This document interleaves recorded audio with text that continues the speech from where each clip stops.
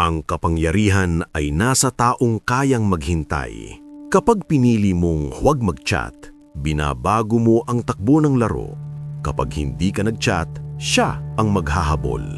Sa katahimikan mo, doon siya magsisimulang mag-isip, magduda, at hanapin ang atensyong dating libre niyang nakukuha. Ang lalaking abala sa kanyang sariling pag-unlad at hindi madaling makuha ay nagiging isang hamon na mahirap tanggihan. Huwag kang maging opsyon, maging premyo ka na pinaghihirapan. Kung gusto mo pang matutunan ang sining ng disiplina at kung paano maging lalaking nire-respeto ng lahat, mag-subscribe ka na. Huwag mong hahayaang maging huli ka sa pagbabagong ito. Sa bawat pagtitig mo sa pangalan niya sa iyong inbox, may namumuong giyera sa loob mo. Ang iyong puso ay nagmamadaling pindutin ang send, ngunit ang iyong isipan, ang iyong stoic na kaisipan ay dapat manatiling kalmado. Gustong-gusto mo siyang kausapin, gusto mong malaman kung ano ang ginagawa niya, at gusto mong makuha ang atensyon niya. Ngunit tandaan mo, ang lalaking hindi kayang kontrolin ang kanyang pagnanais ay alipin ng kanyang damdamin. Kapag nag-chat ka agad dahil lamang sa udyok ng iyong emosyon, ibinibigay mo sa kanya ang susi ng iyong kapayapaan bago pa man niya ito mapaghirapan. Ang pagkahumaling sa isang babae ay madalas nagbubunga ng pagmamadali. Ngunit sa pilosopiya ng Stoicism, ang tunay na atraksyon ay hindi nabubuo sa ingay, kundi sa puwang. Kapag pinili mong ibaba ang iyong telepono at pagtuunang ng pansin ang iyong sariling disiplina, ipinapakita mo sa universo na ang iyong halaga ay hindi nakasabit sa kanyang reply. Ang pagpipigil sa sarili ay hindi pagpapakitang tao. Ito ay pagkilala na ang iyong oras ay kasing halaga ng sa kanya. Kung palagi kang available, kung bawat chat niya ay may sagot ka sa loob ng 1 segundo, unti-unti nawawala ang hamon. Ang tao ay likas na naghahanap ng mga bagay na may kalidad, at ang kalidad ay hindi kailanman nagmamadali. Isipin mo ang iyong sarili bilang isang bundok, matatag, hindi natitinag, at payapa. Ang isang bundok ay hindi humahabol sa ulap. Ang ulap ang dumarating at umaalis sa paligid nito. Kapag hindi ka nag-chat agad, hinahayaan mong maramdaman niya ang iyong kawalan. Sa katahimikang iyon, doon magsisimulang gumana ang kanyang imahinasyon. Magsisimula siyang magtanong kung bakit hindi ka pa nagpaparamdam, at sa bawat minutong lumilipas na wala kang paramdam, lalong tumataas ang iyong halaga sa kanyang paningin. Hindi ito manipulasyon, kundi pagpapakita na ikaw ay isang lalaki na may misyon sa buhay na higit pa sa paghihintay ng notification. Ang iyong crush ay tao lamang, hindi isang Diyos na dapat sambahin sa pamamagitan ng mabilis na pagtugon. Ang pagpapakita ng labis na pananabik ay madalas na nagiging dahilan ng paglayo ng isang babae dahil nararamdaman niya ang bigat ng iyong ekspektasyon.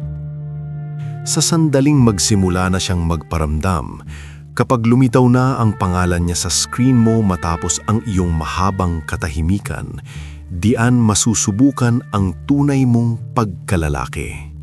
Maraming lalaki ang bumibigay sa puntong ito. Sa sobrang tuwa na epektibo ang pananahimik nila, agad silang tumatalon sa pagkakataon at nagre-reply sa loob ng 1 segundo. Huwag kang maging ganon. Huwag mong sirain ang pundasyo binuo mo. Ang tunay na high-value man ay hindi nagbabago ng bilis para lang sa isang tao. Ang bilis mo ay nakadepende sa iyong sariling schedule, hindi sa kanyang pangangailangan ng atensyon. Kapag nag-chat siya, huwag kang magpakita ng sobrang pananabik. Sa Stoicism, ang tawag dito ay equanimity o ang pananatiling balanse sa gitna ng emosyon. Kung magtanong siya kung bakit ka nawala, huwag kang magdadahilan o mag-e-explain ng mahaba. Ang pagpapaliwanag ay gawain ng taong nagkasala. Wala kang kasalanan sa pag-uuna sa sarili mo. Sapat na ang maikling sagot. Abala lang sa mga kailangang tapusin. Ipinapakita nito na ang mundo mo ay umiikot sa iyong mga layunin at siya ay isang bahagi lamang nito, hindi ang kabuuan. Dito mo na sisimulan ang pagbuo ng respeto. Sa bawat pakikipag-usap, panatilihin ang iyong misteryo. Huwag mong ibuhos ang lahat ng impormasyon tungkol sa araw mo. Hayaan mo siyang maghukay. Hayaan mo siyang magtanong. Ang atensyon mo ay parang ginto. Ibinibigay ito ng paunti-unti sa mga taong marunong magpahalaga rito. Kapag naramdaman niya na ang bawat reply mo ay may bigat at hindi basta-basta, doon siya lalong matataranta na baka mawala ka muli. Ang takot na mawala ang isang dekalidad na lalaki ang magtutulak sa kanya na mag-invest ng higit pa sa relasyon ninyo. Tandaan mo, ang layunin ng self-improvement ay hindi para manipulahin siya, kundi para maging isang bersyon mo na hindi na kailangang magmakamaka para sa atensyon. Kung ang usapan ay hindi na produktibo o nararamdaman mong ikaw na naman ang nagdadala ng bigat, matuto kang tumalikod. Ang kakayahan mong iwanan ng mesa kung saan hindi na nirerespeto ang iyong oras ang pinakamalakas mong baraha. Hindi mo kailangan ang validation niya para masabing matagumpay ka. Ang tagumpay mo ay nasusukat sa disiplina mong huwag hayaang lamunin ka ng iyong emosyon. Ang susunod na hakbang ay ang pagpapanatili ng ganitong momentum. Hindi ito isang beses lang na laro, ito ay isang bagong paraan ng pamumuhay. Maging ang lalaking laging may ginagawa, ang lalaking mahirap basahin pero madaling irespeto. Kapag nasanay ka na sa ganitong mentalidad, mapapansin mo na hindi na ikaw ang nag-iisip kung paano siya matataranta. Siya na mismo ang gagawa ng paraan para hindi ka mawala sa buhay niya. Ang pagpapanatili ng ganitong mentalidad ay hindi parang switch na itatampal mo lang kapag gusto mo siyang makuha. Ito ay isang lifestyle overhaul.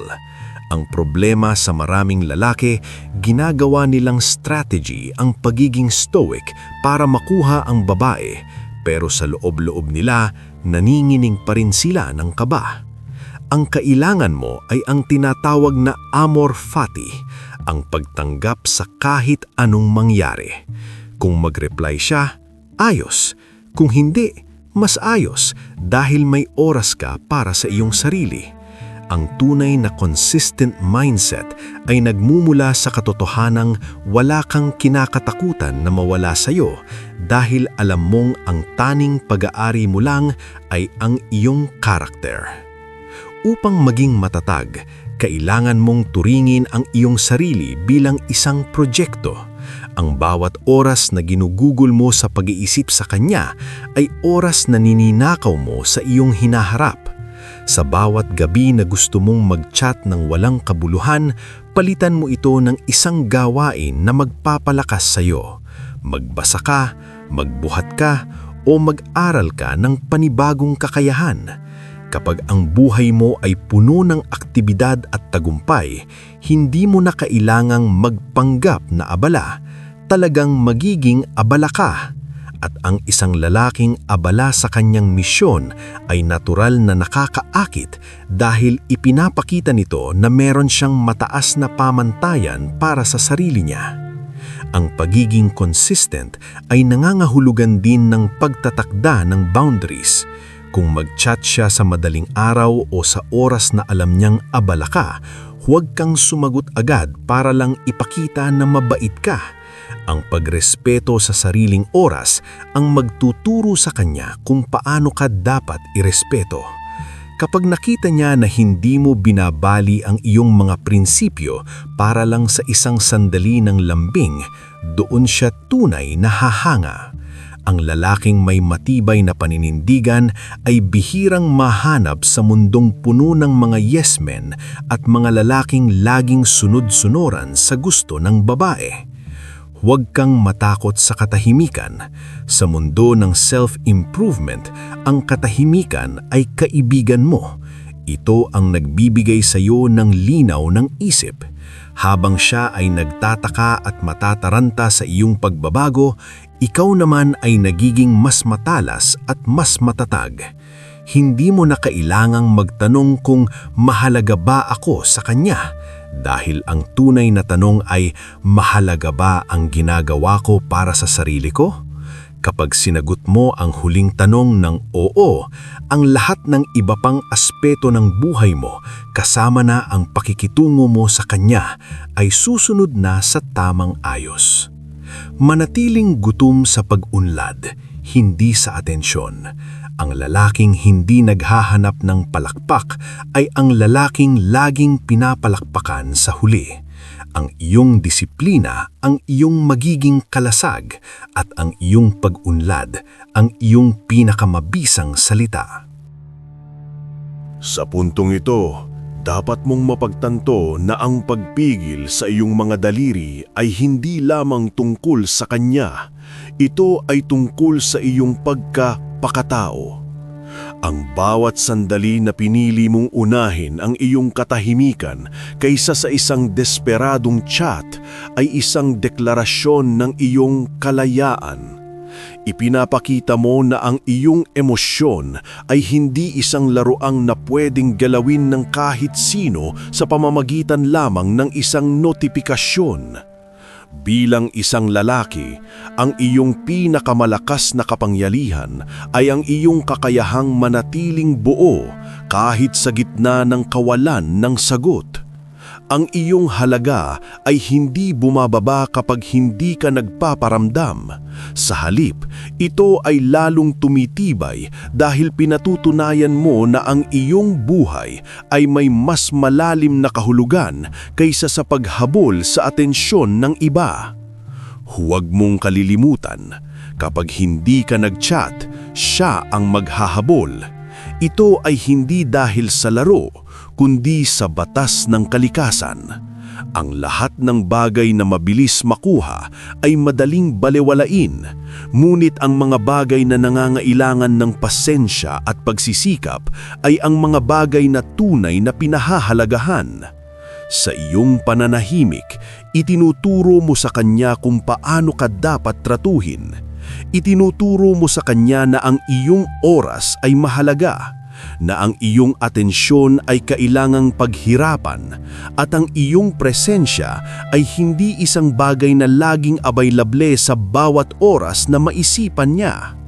Manatili kang matatag sa iyong frame. Huwag kang bibigay sa takot na baka makahanap siya ng iba, dahil ang lalaking may tunay na halaga ay alam na siya ang premyo na hindi basta-basta mapapalitan.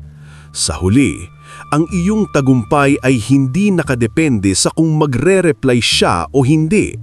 Ang tunay na tagumpay ay ang makita mo ang iyong sarili sa salamin at malaman mong kontrolado mo ang iyong buhay. Ang iyong disiplina ang magdadala sa iyo sa mga rurok na hindi kayang abutin ng mga lalaking mahihina ang loob. Kung nakuha mo ang mensaheng ito at handa ka nang baguhin ang iyong tadhana, huwag kang titigil dito. Mag-subscribe ka na sa channel na ito upang mas lalo pang mahasa ang iyong isipan at karakter. Sumama ka sa hanay ng mga lalaking pinipiling maging matalino, matatag at hindi matitinag. Pindutin ang subscribe button at simulan natin ang iyong tunay na pag-unlad.